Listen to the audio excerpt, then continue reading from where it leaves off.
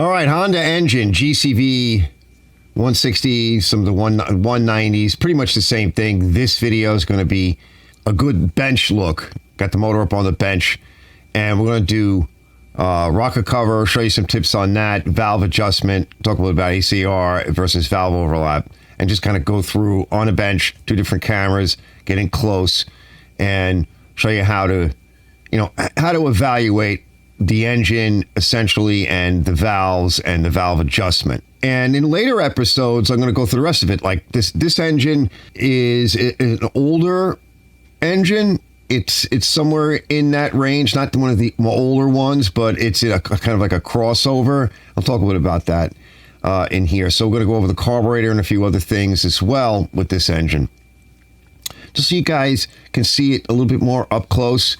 Next episode will probably be removing and installing the carburetor. This is a clock style, what I call a clock style. That's the one where it's got the sort of semi-automatic choke. It's got that gray lever, and you slide it over, and then you kind of go over to the handle, and as soon as you pull back the engine bail, you race to pull start it before that choke goes off. That's this model. All right, so I'll show you guys how to deal with that in the next episode. Anyway, let's get started with valve adjustment and valve checking.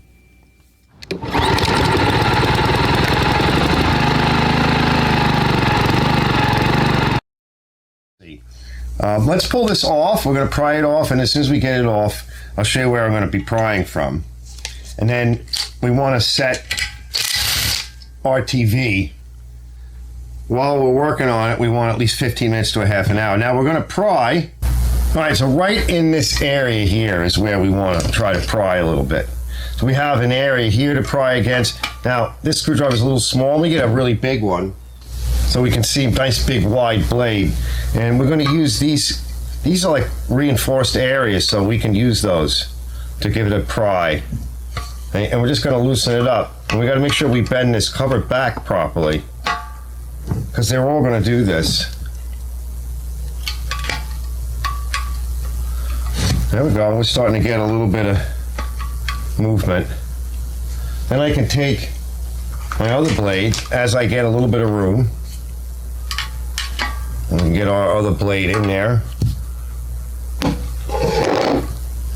I'll try to keep my hand out of the way, but there's only so much we can do. I'm on rollers, so we're going to pry more from the bottom. Oh, there it goes. Hear it? It's starting. Let's give it a little help.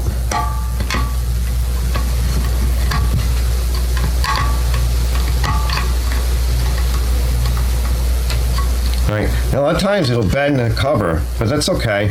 And just twisting. There it goes. We'll bend that cover back. Don't be banging and driving a screwdriver down. It's not a good idea. You'll nick everything. Come from the side.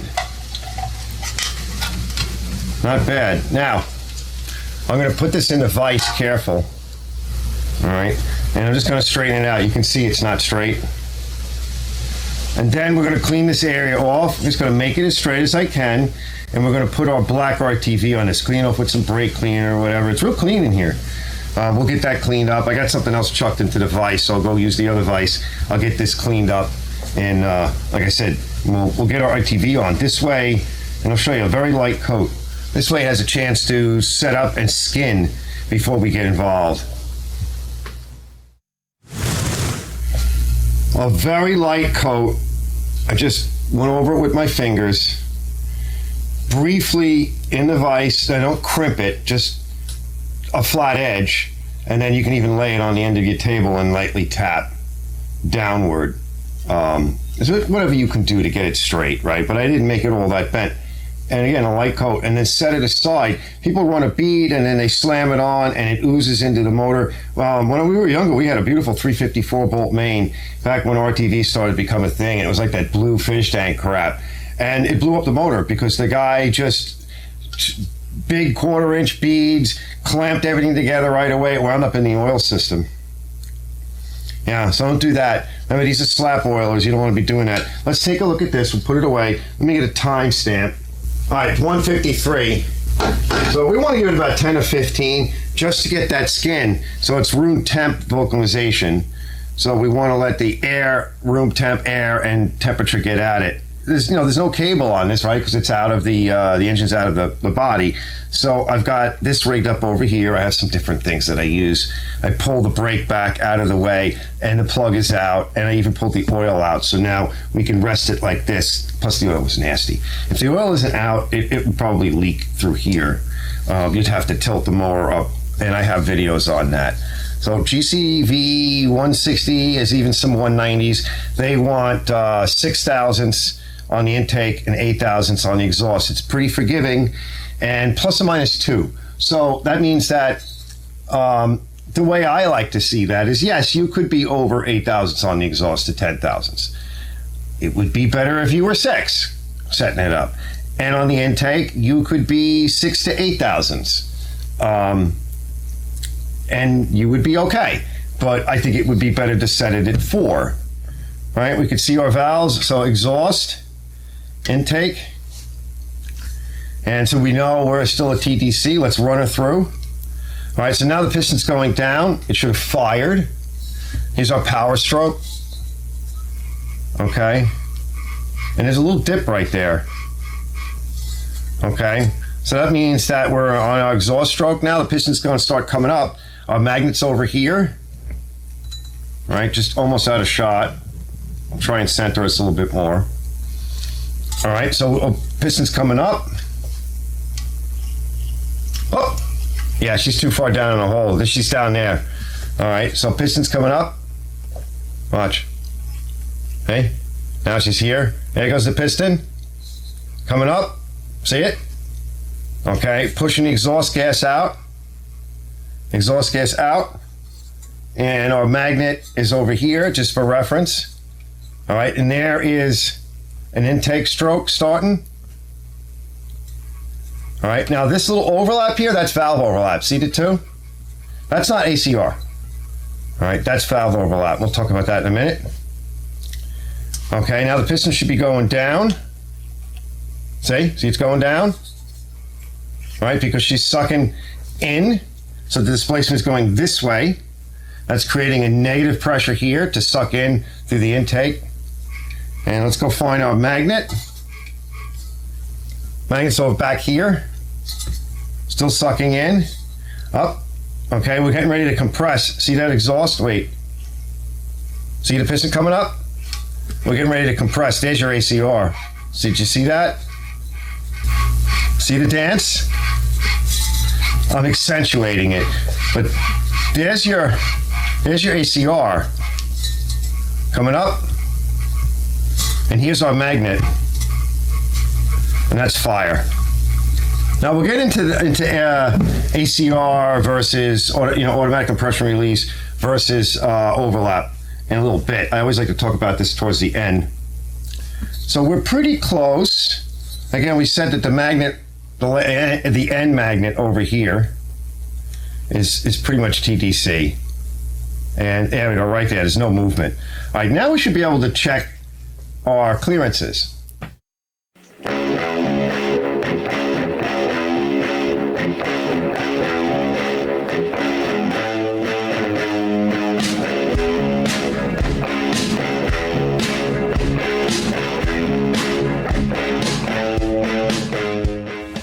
All right, wishful thinking. We're up to 6 thousandths intake. So that, we could say I'd like to see 6 to 8 max. It says plus or minus 2 thousandths. And it's kind of vague. It could be over 6. Yep. 6, no problem. Let's go to 8.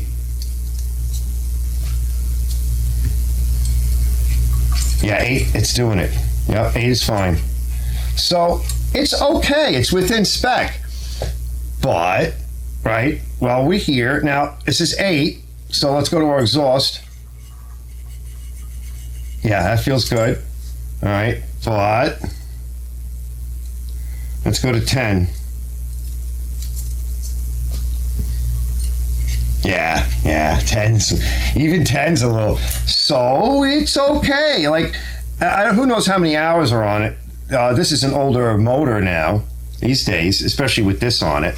right? This is what I call the clock style semi-auto choke. So, and while you're here too, by the way, fellas, low pressure air and lubricant. Get all this cleaned out. Now, this motor has actually got a bore in it, and I'll show you later. But that bore is used later on for the automatic choke. So this is probably a transition casting. But we want to make sure you lubricate this good. Blow it out with low pressure air. Don't blow on the springs and stuff. Don't damage it. Make sure it's working good. But we'll get to that later in the carburetor segment. In general, observing as we rotate through and taking some measurements, we can see that it looks like ACR is working. It looks like the valve lap is working. I don't hear any weird noises. Everything is falling into an expected lash range. So we've done the compression on it. The carburetor was decent, but things are dirty. I know it's sparked. I already tested it. By all rights, we get this all back together again and all set up. She should run fine. No issue if we do everything correctly. All right, so let's get out the tools and we'll adjust the lash. On the Honda, the nut is not the adjuster. Okay, it's not the pole piece or the part that is touching the valve. It's this here. And I just use a little flat for our adjustment. The nut is a lock. So we're going to hold this and see if we can loosen it up. Yeah. And now we're going to turn it in, taking up that clearance. And when you just snug the nut, because the nut, there's not much in the way of threads here. You're threading into this stamped steel. It is fine threads.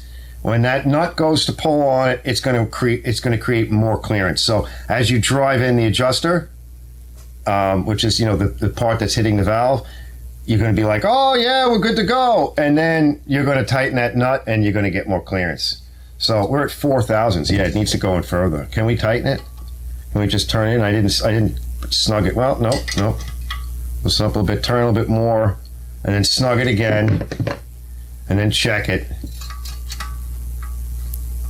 We'll do an overhead. We'll do the overhead on the next one, right? We'll do the exhaust on the overhead because it's a little bit shrouded from the angle. That feels about right. That's a nice 4 thousandths. Now I'm going to hold that flat. I just like to use one of these kinds of pliers just because it grabs it well. Wait, there's nothing fancy here. All right, now I'm going to give it a good tightening. And it should loosen it up a bit.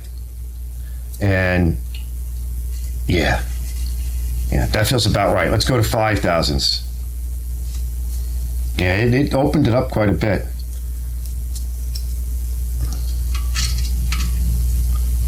Yeah, that feels good. All right, let's flip the camera and we'll do the exhaust. 6 thousandths. Okay, because 6 to 8 is where we want to be. So 8 is what they tell you.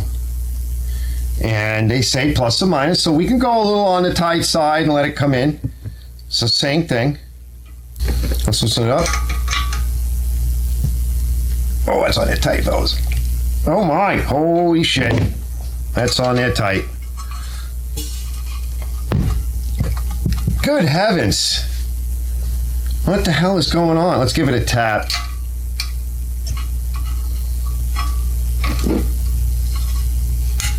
There we go. Wow. Oh my God. I mean, I like it tight, but, not that tight.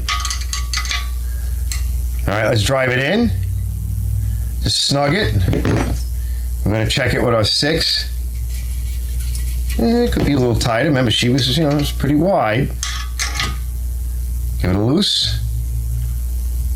Turn it a little bit. Snug up the nut. Yeah, that feels good. That's a little tight. That's okay. Let's give it a good tightening now. Yeah, that's good. That feels good. Now let's go back to the other camera. What we're going to do is we're going to spin it over. But before I spin it over, make sure it's nice and tight. That's good. And we're going to spin it over.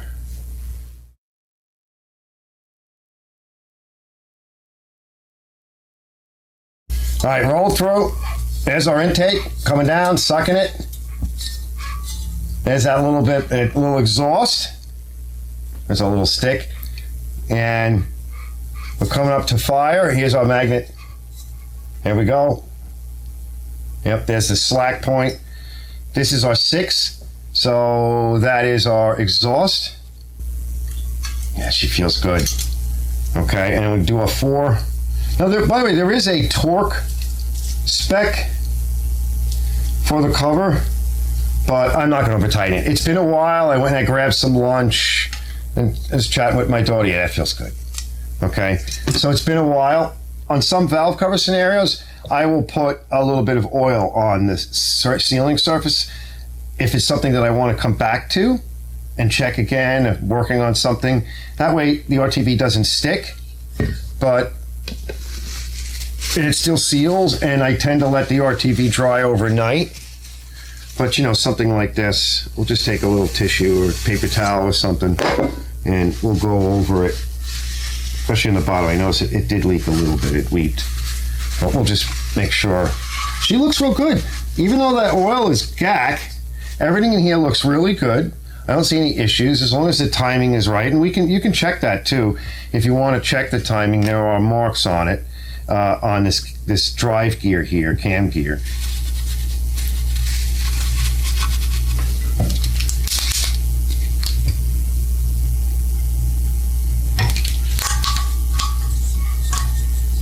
There's a mark here, and I just extended it just so you could see it. And they got to line up with the cover surface, right? And that's your TDC.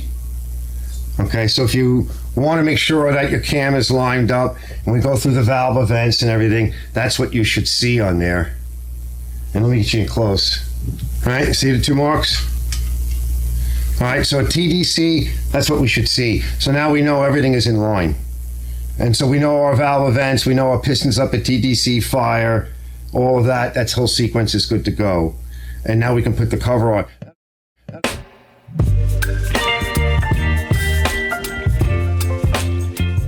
There's never an ACR event on an intake.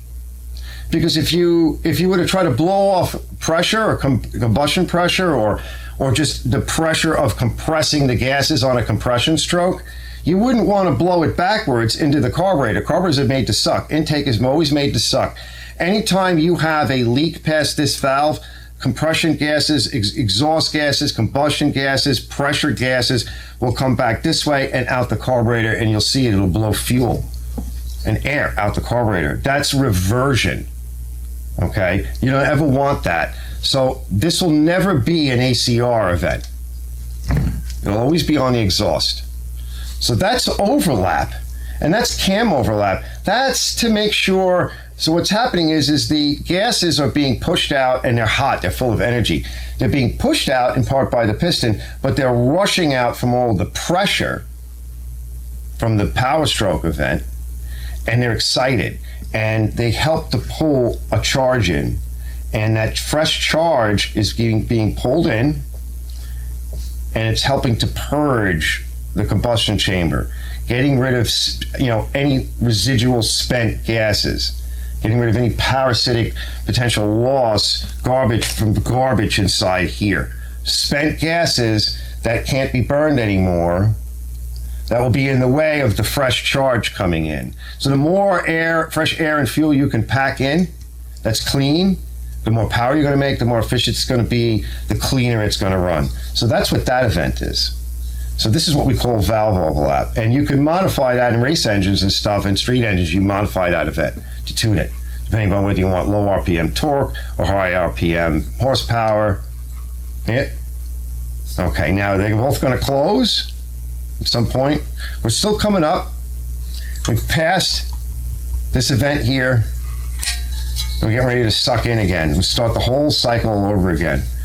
Sucks it in, right? Blow out a little bit of that pressure as we coming up, because here's our pistons is really starting to come up now. Remember, these are very short strokes. So here's our magnet, see? So as we're coming up, we're building cylinder pressure. And as you're building that cylinder pressure, if we just crack open our exhaust valve a little bit, at low RPM, at the RPM that your starter motor is pulling, is turning over the engine, and at the RPM that you're pulling the handle. Just blow off some of that. But once that motor lights off, that ACR gets pushed out of the way. do the centrifugal or centripetal forces depending upon how the ACR is set up. All right, here we go. And right about here, here's our magnet again. Is our TDC, and somewhere in there is our power stroke. It's fired, and it's getting ready to shove that piston down. There it goes. Piston's on its way down, making power. All right. So as I said, next episode we're going to go over the carburetor, but this engine is going to be put on a really nice Craftsman. I think these things like 2000-ish front wheel drive. Really sweet. Going to go over that and make it really nice. Make that whole machine just super sweet. These are some of my favorites. Front wheel drive, Craftsman, about 10 to 15 years old. They were made really, really well. So that's what we're going to be doing in subsequent episodes after I cover over this bench setup on the engine, and then we'll drop it on. We'll make everything sweet. So check all of that out. That should be in, if it's not in this folder or tied to this folder, certainly the carburetor will be, but it'll be in another folder as well. Anyway, I'll try and, as I develop these videos and publish them and go back over them, the links will eventually be in the description. But if they're not right away, it's because I'm not done with all of those videos yet. And such is life as a YouTuber. I'll see you guys on the next one.